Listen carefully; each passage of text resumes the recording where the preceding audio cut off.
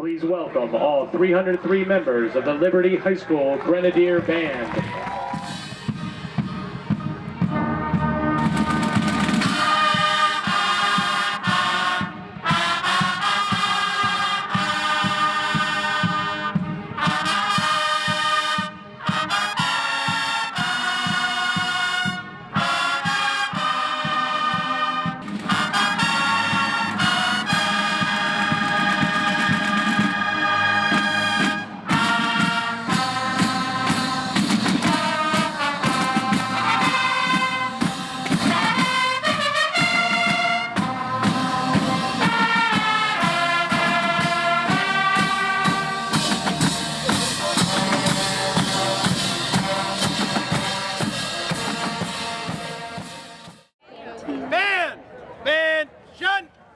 Challenges in learning and teaching the drill.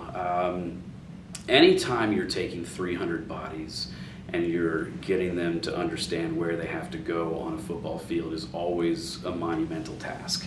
I've worked with both the small bands and the larger bands. It's much easier telling 40 students where to go on a football field than 300. Number one, patience, I think, is one of the biggest challenges. When you're working with one section, getting the other sections to just wait quietly, and just getting them to understand musically where they have to move, understand the counts. Once that all fits together, it's like magic, but sometimes that magic, it's quite a process to get there. Some of the challenges of learning a new drill are the sheets, especially because it's hard to find yourself. Out of like the 303 members, trying to find your number is pretty hard. And we're all given the scores and the sheets that we need, and it's just kind of hard to get your whole section as like a machine. It's like our band is like a machine that has to move together. One section learns a part and the other section learns a part, but they don't do it at the same time. That's a really big issue because we all need to look like we're together and uniform. A lot of the times the show is very hard to learn because the music that we have to memorize is very difficult, and that usually takes a lot of time, because if everyone doesn't know it, then the whole band gets dragged down. So a lot of time is put into making sure that everybody knows their music, everyone knows where they're going. When looking at a field show, you're always looking to make things better. You never, in a season, you never get there. You never get to where the show's perfect. Whether it's the knee lift, whether it's out of step, so you're on the right foot when you should be on the left. And so we're continuously looking at alignment across the board, whether we're making a straight line, or we're making a diagonal, or we're making a curve. It's always people's positioning within those elements. You know, every drill picture is supposed to look like something. So if spacing's off, you have to fix that. You never have the same show twice. You're aiming for that, but you never have it twice. We often use the phrase "people hear with their eyes." If visually the field show is not strong, we can play musically, we can play the show great. If it's not visually strong, then people will leave going, it was okay.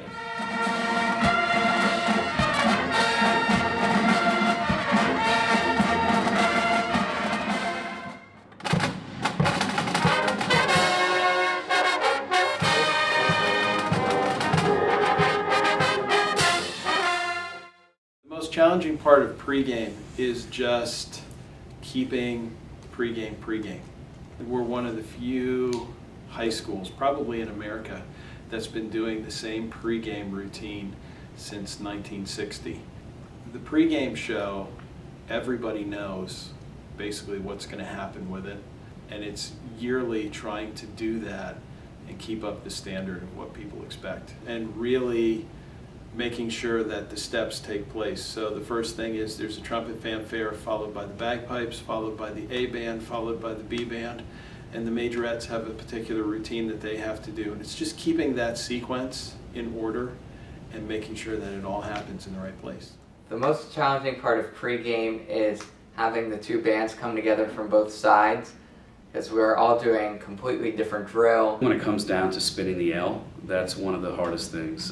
Getting the students to all step off at the right spot, do the pivots.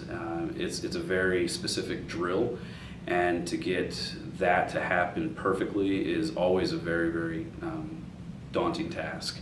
I think we do it well, but there's always things we could fix. There's a specific drill set where the majorettes are going through the band to set up the lightning bolt, the pipers creating the other end of that bolt. Those are specific things that really have to be polished, things that we have to constantly work on, and offer some pretty good challenges.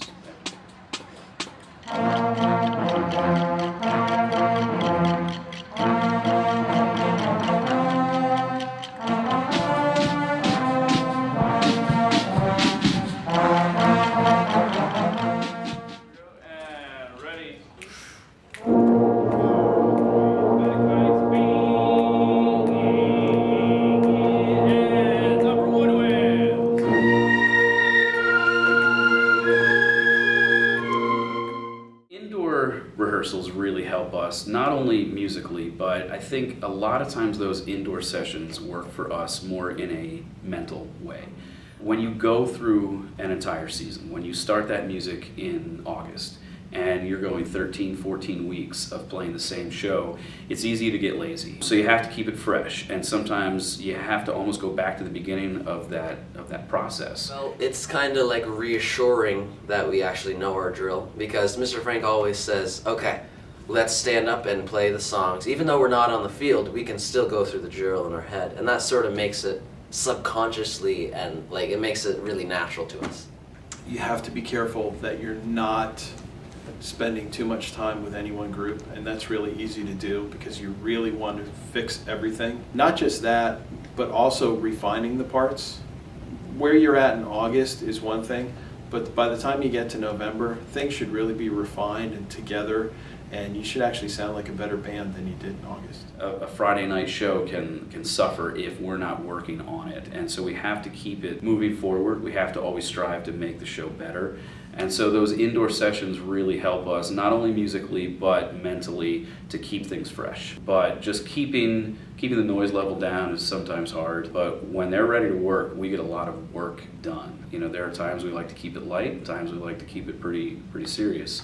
And they're pretty flexible with that. And so, if anything, I would say those challenges aren't very challenging. We're pretty blessed to have a pretty solid group.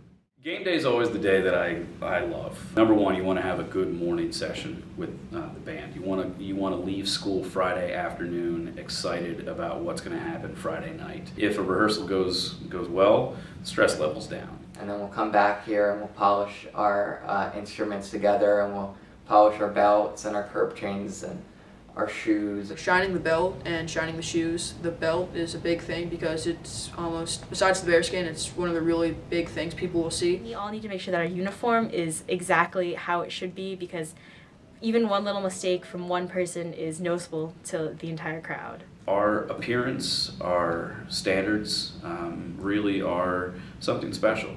And when you have those standards, not only visually, musically, that makes every student, I think, strive to perform to their very, very highest. Uniform inspections are one of the things that I think set us apart from a lot of other high school bands. It's crucial to rely on the section leaders to make sure their sections are dressed, make sure the horns are polished, everybody's where they're supposed to be, when they're supposed to be there. It's crucial for us to make sure that communication is constantly flowing. Things often change. Things often change 5 minutes before we step off. It might be 5 hours before we step off. So we have to keep the communication constantly moving forward.